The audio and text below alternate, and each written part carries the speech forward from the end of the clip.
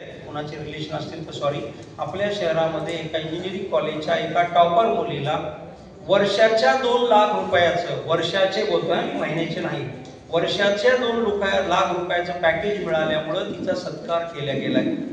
आता वर्षाचे 2 लाख 15,000 रुपये महिना होतो आणि तिचा सत्कार करावा लागतो, कारण की इंजिनिअरिंगच्या मुलांना नोकऱ्या मिळवायच्या कशा ह्याचं ट्रेनिंगच कुणी देत नाहीये. आणि ती टॉपर मुलगी, तिला काय वेदना झाल्या असतील की 2 लाख वर्षाचे मिळतात आणि माझा सत्कार होतोय. तर ही आवटी अकॅडमीच्या कुठल्याच लेकरासोबत जर होऊ द्यायचं नसेल तर एक छोटीशी रिक्वेस्ट आहे जी मी सरांना 3 वर्षापूर्वी सुरू करायला लावली होती. त्याचं नाव आहे करिअर बिल्डिंग कोर्स. मला माहित नाही गेल्या वर्षी सरांनी, सर कुठे गेले, बायकोचा फोन आला असेल नाही, मग एवढं सोडून माणूस दुसऱ्यासाठी जातच नाही, ते हरकत नाही, तो त्यांचा वैयक्तिक विषय आहे. कारण 1-2च फोन असतात ज्याच्यासाठी तुम्ही जग सोडू शकता, ते तर स्टेज काय हरकत नाहीये. तर मी 3 वर्षापूर्वी, मॅम घेतोय का आपण करिअर बिल्डिंग कोर्स, घेतोय का?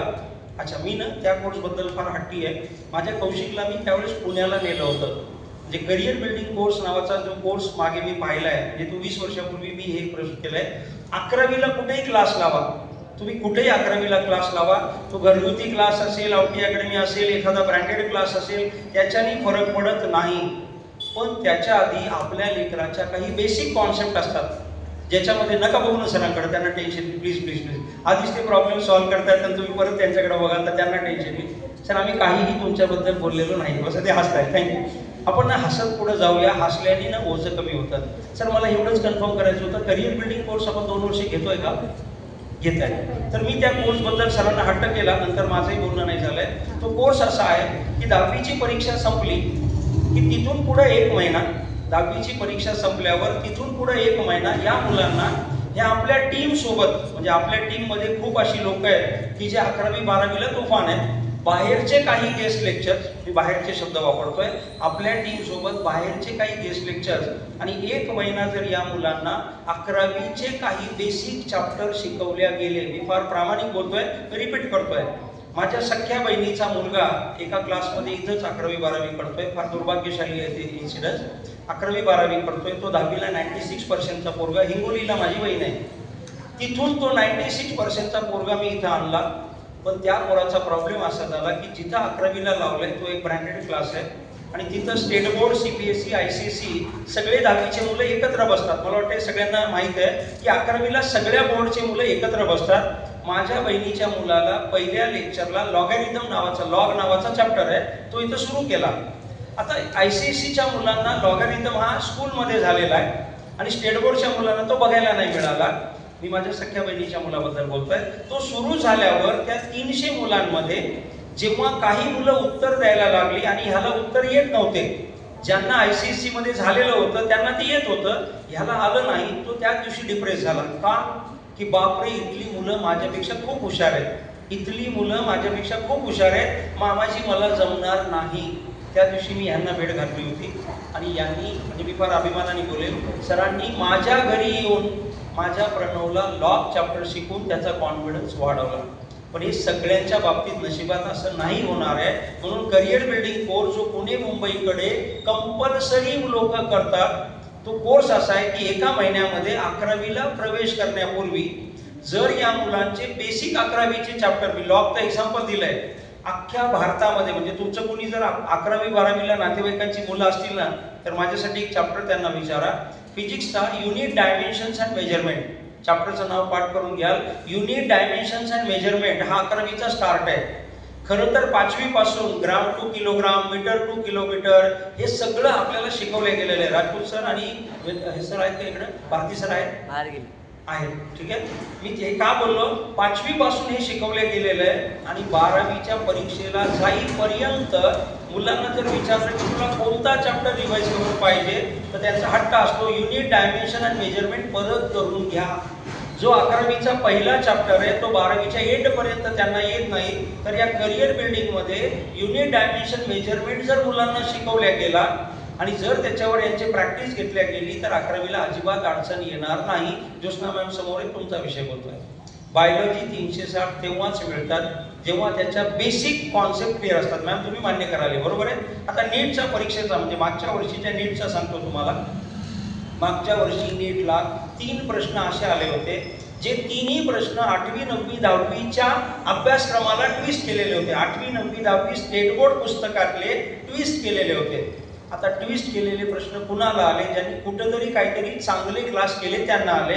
बाकी लोकांना ते कळलंच नाही की हे प्रश्न कुठले होते. आणि लेकरांनी फीडबॅक दिला आउट ऑफ सिलेबस प्रश्न होते. तर हे न व्हावं म्हणून मी सरांना रिक्वेस्ट करेल, तुम्हा सगळ्यांना रिक्वेस्ट करेल, कारण मी त्रयस्थ आहे, मी ह्या परिवाराचा जरी असलो तरी थर्ड पर्सन आहे. यांनी आणि तुम्ही जर आपल्या लेकरांचं करिअर बिल्डिंग कोर्सचं जर समोरचं प्लॅनिंग केलं आणि मुलांना 12-12 तास, आता ना 2-4 तासांनी 12वीचं यश मिळणार नाही. म्हणजे ज्या मदर्स आहे ना त्यांना ही तळमळ माझी फार क्लिअर आहे की पिल्लू 6 तास अभ्यास झाला, 8 तास अभ्यास झाला, थकला, लिंबू सरबत घे. थकणारं घोडं आता 12वीला जिंकू शकणार नाहीये, कारण 12-12 तास यांना एन्जॉयफुल अभ्यास करायचा आहे, गाढव मेहनत नाही. म्हणजे सरांचा तो शब्द मी रिपीट करतोय, घड्याळीप्रमाणे जर तुम्हाला लेकरू अभ्यास करताना आनंद होत असेल तर ते पॅरेंटिंग नाहीये. की सकाळी 4ला उठला म्हणजे आनंद, रात्री 2 वाजेपर्यंत अभ्यास केला म्हणजे आनंद, असं नाहीच आहे. जर आपल्या लेकराला या करिअर बिल्डिंग कोर्समध्ये उन्हाळ्यामध्ये 12-12 तास म्हणजे 4 तास शिकणं, 4 तास MCQ, 2 तास डाऊट्स, अशी जर चक्रव्यूह त्यांच्याकडे अंगवळणी पडलं तर 2 वर्ष त्यांना हे सगळं घडल्यावर मुंबई IIT अजिबात अवघड नाहीये. म्हणजे मी तर लाखो लेकरं घातलेले आहेत. मुंबई IITला जाणारी लेकरं आपल्याच मातीतली आहेत, अशीच गावंढळ आहेत. फक्त त्या लेकरांनी स्वतःला 2 वर्षाचे चक्रव्यूह अडकून घेतलंय. आणि मोबाईल बद्दल एवढंच सांगेल की 10वीचा पेपर संपेपर्यंत तुम्ही आईची शपथ खा की लेकरांसमोर मोबाईल उघडायचा नाही. माझी ना तळमळ खूप क्लिअर आहे की मी दररोज एका पॅरेंट मीटला जातोय, कारण मुलगा 10वीच्या परीक्षेच्या टेन्शन मध्ये तुम्ही त्याला शिकवताय की अभ्यास कर, जा तुझ्या रूम मध्ये, आणि तुम्ही टीव्ही बघताय आणि मोबाईल बघताय. हे प्लीज 10वीच्या परीक्षेपर्यंत जर थोडी बंधनं आपण पाळू शकलो तर तो वेळ मुलांसाठी आपण देऊ शकतो. आणि ज्या घरामध्ये 10वीचा पेपर संपेपर्यंत भांडण होणार नाही, माझे शब्दानं खूप अनुभव होत आहे, पेपर संपेपर्यंत घरात भांडणं होणार नाही, त्या लेकरांचे 2-4% अशी वाढलेले असतात, कारण हा वेळ त्यांचा तणावपूर्ण जगण्याचा आहे. तर या करिअर बिल्डिंग कोर्स बद्दल सर जे काही तुमचं प्लॅन असेल ते नक्की सांगावं. शेवटचा मुद्दा सांगतोय कारण आज मला माहिती आहे की तुम्हाला तुमच्या 10वीच्या लेकरांना 10वी नंतर काय आणि 10वीचं काय, मी दोन्ही गोष्टी बोललोय. 10वीचं काय तर उद्या रात्रीच तुमच्या गरजा यांना याव्यात, उद्या रात्रीच तुमच्या 10वीच्या गरजा याव्यात. यांनी वेड्यासारखं त्यांचे डाऊट सॉल्व्ह करून द्यावे, वेड्यासारखे डाऊट सॉल्व्ह करून द्यावे. त्याचा फायदा औटी अकॅडमीला होणार आहे, मला वाटतं सगळ्यांना मान्य आहे. कारण औटी अकॅडमीचा 96चा टॉपर जर 98ला गेला तर त्यांना फोटो मिळतोय. आपल्याला आनंद आहे की त्यांनी डाऊट सॉल्व्ह केल्यामुळे आपल्या लेकरांचं पर्सेंटेज वाढलंय. मला वाटतं हे व्यवस्थित व्यवहार झालाय, त्यांना फोटो मिळतोय, ह्यात आपल्याला आनंद आहे. पण खूप उशिरा आलेले डाऊट सुद्धा काही कामाचे नसतात, तर त्यावेळेस मास्तरांकडनं पण एक चूक होते, एवढा उशीर केला का, आणि तो एक शब्द लेकरांचं सत्यानाश करेल. तर उद्या रात्री लेकरांना डाऊट येऊ द्या. करिअर बिल्डिंग कोर्स बद्दल सरांकडनं ज्या काही सूचना असतील तुम्हाला नक्की येऊ द्या. आणि सगळ्यात शेवटचं जे बोलतोय तेवढे पथ्य पाळून परत एकदा मी तुम्हाला भेटणार आहे. त्याचं एक सगळ्यात सोपंसं सांगून मी थांबतोय. 11वीला लेकरं कुठं ॲडमिशन घेतील त्याबद्दल मी आयुष्यात कधी बोललेलो नाहीये आणि ते त्यांनाही आवडत नाही बोललेलं. 11वीला लेकरांनी कुठेही ॲडमिशन घेऊ द्या. आपल्या शहरामध्ये एक खूप मोठा ग्रुप, म्हणजे मी खूप प्रामाणिक आहे बरं का, एक खूप मोठा ग्रुप समोर येतोय ज्यांनी मागच्या वर्षी 250 मुलांवर एक काम केलंय, 250 11वीच्या मुलांवर काम केलंय.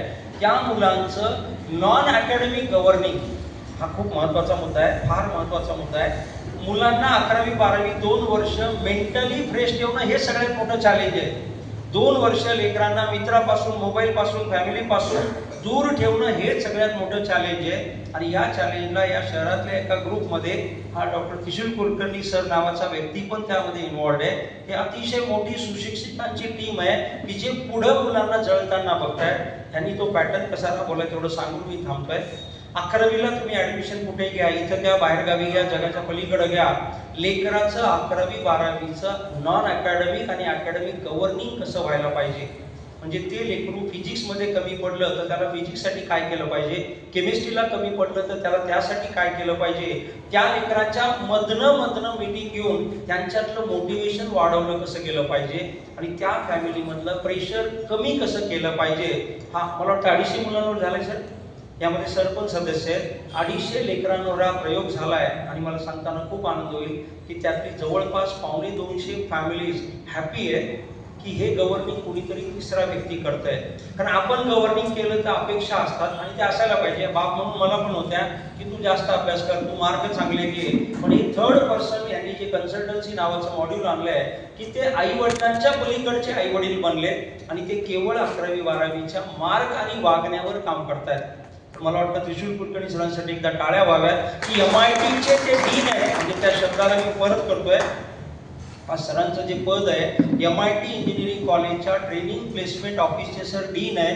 ट्रेनिंग प्लेसमेंट ऑफिस म्हणजे ते ऑफिस आहे जिथून मुलांना नोकरीचे द्वार उघडतात. आणि या 4000 मुलं आपल्या MIT इंजिनिअरिंग मध्ये आहेत, ज्यामध्ये सर या मुलांच्या करिअरसाठी 24 तास काम करतायत.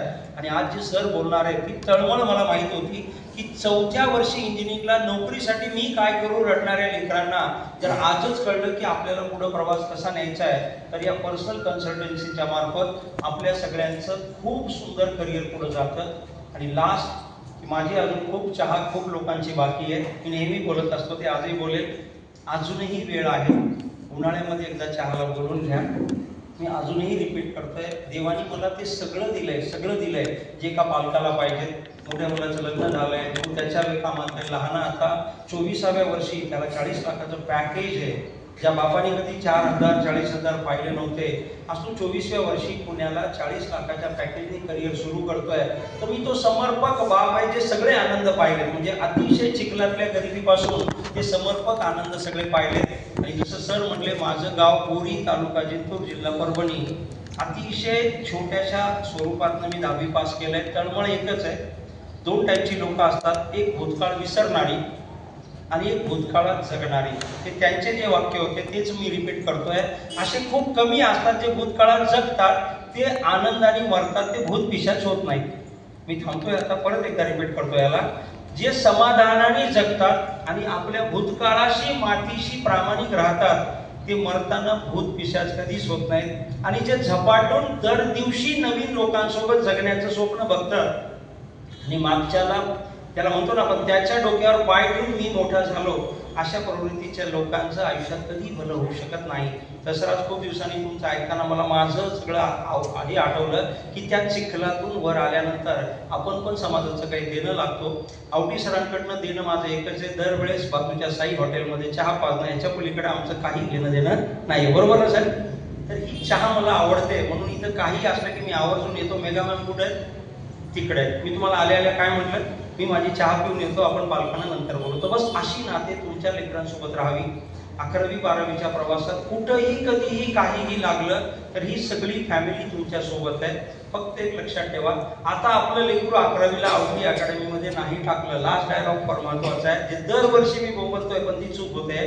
आपण सरांकडे 11वीला आता लेकरू नाही टाकलं तर कदाचित सरांचा आपल्याकडे बघण्याचा दृष्टिकोन बदलेल. सर तुमच्या समोरच येणे करतोय का, असं नकळत होतं बरं का. त्याला काय आपण म्हणजे खोटं नाहीये की सरांनी 3दा विचारलं होतं की 11वीला माझ्याकडे राहाल का, मी चांगलं करतो का, पण आपण नाही टाकलं. तर आज तुम्हाला मला आईची शपथ आहे, असे 11वीच्या नात्याने जर नाते बदलायचे झाले असते तर मग इथं आपण भेटत नसतो. तर आता ना स्वार्थी व्हा. स्वार्थी एकाच कारणाने व्हा की 11वी देवानी जिथं आपल्याला डोक्याला दिलं तिथं लावून टाकलं, पण लेकरं 11वी 12वीला संपर्कात राहू द्या. संपर्कात राहिलं तर परत येण्याच्या वाटा उघड्या राहतात. म्हणजे आपण नेहमी म्हणतो की एकदाचं नातं तुटू दे, पण ते जोडण्यासाठी दरवाजे ओपन राहिले पाहिजे. की सर आम्ही चुकलो, तिकडे गेलो, आता हे परत तुमच्या हवाली केलं, त्या दिवशीपर्यंत आपण चहा पाणी कंटिन्यू ठेवूया. जर कुणाला बोलवायचं असेल तर बिनधास्त बोलवा. रिझन एकच आहे की आपण या 50,000 कुटुंब बनवण्यासाठी एकत्र आलोय. आपण काय 10वीच्या मार्कांसाठी इथे एकत्र आलेलो नाहीये, ते 50,000 सुखी कुटुंब आपण बनवतोय. मला वाटतं की सर तुम्ही काही बोलण्याआधी मी डॉक्टरांना विनंती करू शकेल, जर पालकांची परवानगी असेल तर, की त्यांची जी धडपड तळमळ आहे ना, की हा डीन असून सुद्धा त्यांनी जे तिथं पाहिलंय ना, सकाळचा कॉलच त्यांचा फार डेंजर होता की सर पालक किती मला माहित नाही, मला फक्त 10 मिनिटं माझी तळमळ पालकांसमोर बोलायची. तो पण अतिशय गरिबीतून आलेला एक व्यक्तिमत्व. बीडकडचं कुणी आहे? बीड जिल्हा?